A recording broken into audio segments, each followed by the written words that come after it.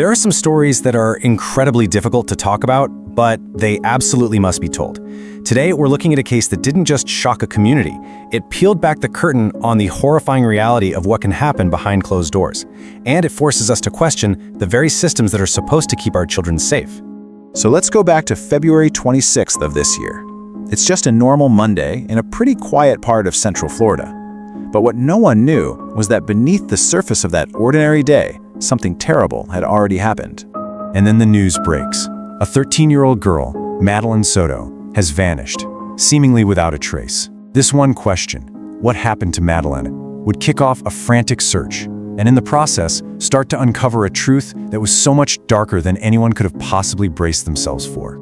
So let's start at the very beginning. In those first critical hours after Madeline was reported missing. This is the window of time when everyone's hoping for the best, as a whole community starts to mobilize for a search they prayed would be over quickly. But that first day soon turns into a whole week of desperate searching. We're talking a massive effort. Law enforcement, volunteers, everyone scouring the area, just holding on to that sliver of hope. But then, on Friday, March 1st, that hope was just gone. The authorities announced the search for a missing girl was now officially a homicide investigation. And as the investigation got more intense, that spotlight began to narrow, eventually landing squarely on one person, the man who should have been a protector in Madeline's life, her mother's boyfriend. Now, this was the official statement that just sent a shockwave through the community. It confirmed every parent's single worst nightmare. But you have to look at the timing here. This announcement was made before they had found her body. That was a huge signal to the public. It basically told everyone, we already know a lot more than we're telling you. And this right here really gets to the chilling heart of this case. On the outside, to the public, Stephen Stearns was playing the part of the concerned boyfriend helping with the search. But behind the scenes, police were already putting together a timeline that suggested he was the architect of this whole thing, that he had moved her body hours before anyone even knew she was missing. So with a prime suspect now in their sights, investigators started digging into the family's background. And what they uncovered, well, it painted an absolutely horrifying picture of the life Madeline was living. The details that came out in the official reports were just gut-wrenching. This wasn't some random act of violence.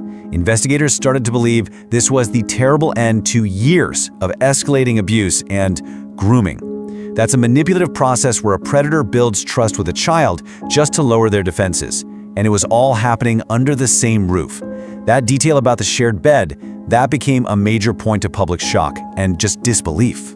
And that, of course, led to the second, haunting question of this entire investigation. As all these horrific details about the abuse started coming out, everyone was asking the same thing. How could a mother not know this was happening to her own daughter? Well, this is where the story gets even more tragic and frankly confusing. Jen Soto's statements to the police were all over the place. On one hand, she'd claimed she had no idea, that she was totally oblivious. But then, at other times, she apparently admitted to police that she suspected Stearns was abusing Madeline. These conflicting stories left everyone, from the police to the public, just trying to figure out what her role really was.